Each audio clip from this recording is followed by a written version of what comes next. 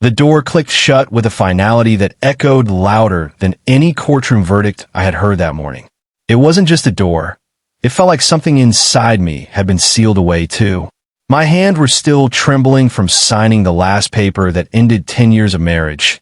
And now I stood in front of my boss's office, wondering why she had called me in and why she had locked the door behind me. If you believe in kindness, second chances, and the idea that even broken moments can lead to something meaningful, take a second right now to like, comment, share, and subscribe. You never know who might need to hear a story like this today. My name is Nathan Carter, and that day was supposed to be the quietest collapse of my life. I had imagined I would go back to work, keep my head down, and pretend nothing had changed. But everything had. My ring finger felt strangely light, like it had lost its purpose. The world outside looked exactly the same. Cars moving, people laughing, coffee machines humming. But inside me, there was a hollow space that kept echoing with everything I had lost. The office building in downtown Chicago had always been a place of routine for me. I worked as a senior analyst at a mid-sized consulting firm, the kind of job where predictability was comforting. Numbers didn't betray you. Spreadsheets didn't walk out on you.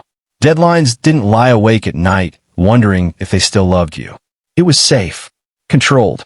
And after my divorce was finalized that morning, I needed that safety more than ever. But the moment I stepped inside, something felt off. People glanced at me a little too long. Conversations paused mid-sentence.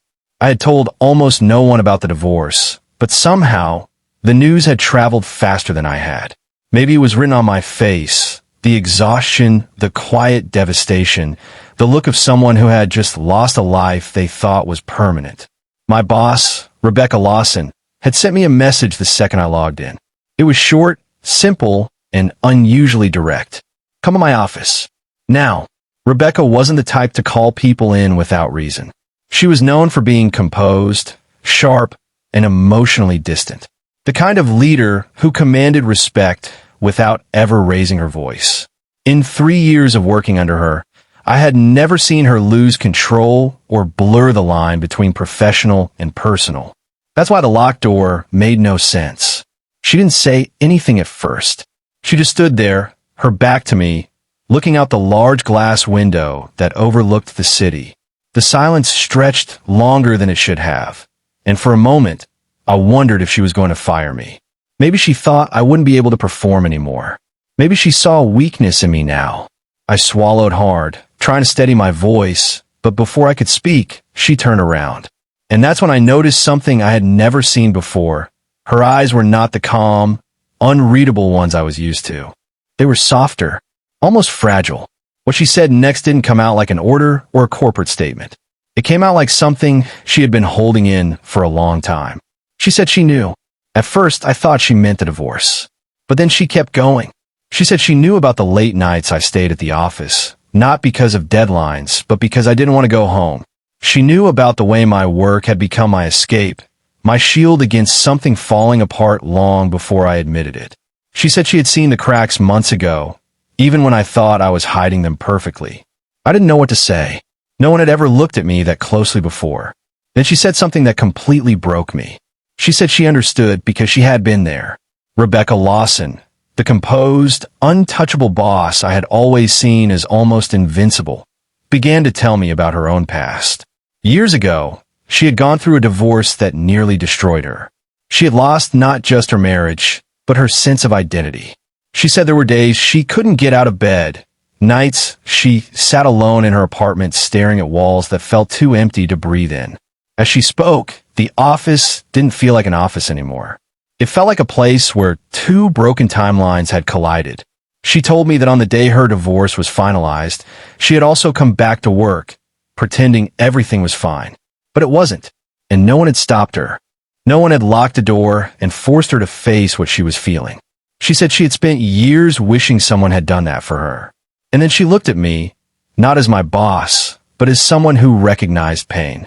She told me I didn't have to pretend here. That was the moment something inside me cracked open. I had been holding everything in since the courtroom. The anger, the regret, the questions I couldn't answer. Why had it fallen apart? Could I have saved it? Was I not enough? Those thoughts had been circling my mind like a storm, and suddenly, I couldn't hold them back anymore. I didn't cry loudly. It wasn't dramatic. It was quieter than that. The kind of breaking that happens in silence, where your chest tightens and your eyes burn, and you realize you've been carrying more than you thought you could handle. Rebecca didn't interrupt. She didn't offer quick solutions or empty reassurances. She just let me be human in a place where I had always felt like I had to be perfect. Time seemed to slow down in that room. The city outside kept moving, but inside, everything felt suspended between what I had lost and what I didn't yet understand I could gain. Then she did something unexpected. She told me to take the rest of the week off. At first, I resisted. Work was the only thing keeping me grounded. But she insisted, saying that healing wasn't something you could schedule between meetings. She said if I didn't face it now, it would follow me into every part of my life, including the job I was trying so hard to protect. Before I left, she said one last thing that stayed with me long after I walked out of that office. She said, "You're not starting over. You're starting from experience." Those words followed me home, echoed in my empty apartment, and sat with me in the quiet moments I had been avoiding. The next few days were difficult. Without the distraction of work, I had to face everything I had been running from. The silence felt heavier than any argument I had ever had. But slowly, something began to shift. I started to see my life not as something that had ended, but as something that had changed direction. I went for walks along the lake. I reconnected with old friends I had drifted away from. I picked up hobbies I had abandoned years ago. None of it fixed everything, but it reminded me that there was still something left to build. When I returned to work the following week, things felt different. Not because my life had magically improved, but because I wasn't carrying it the same way anymore. Rebecca never brought up that conversation again. She went back to being the composed, professional leader everyone knew. But there was an unspoken understanding between us, a quiet acknowledgement of what had been shared in that locked room. And in a strange way, that moment became a turning point in my life. Not because it erased my pain, but because it gave it meaning. If this story touched your heart, even a little, take a moment to like, comment, and share it with someone who might need to hear it. Sometimes the smallest act of connection can make the biggest difference. And before we reach the end, I have a special request. Comment below and tell me about a moment when someone's kindness changed your life, even in the smallest way. Because in the end, it wasn't the divorce that defined me.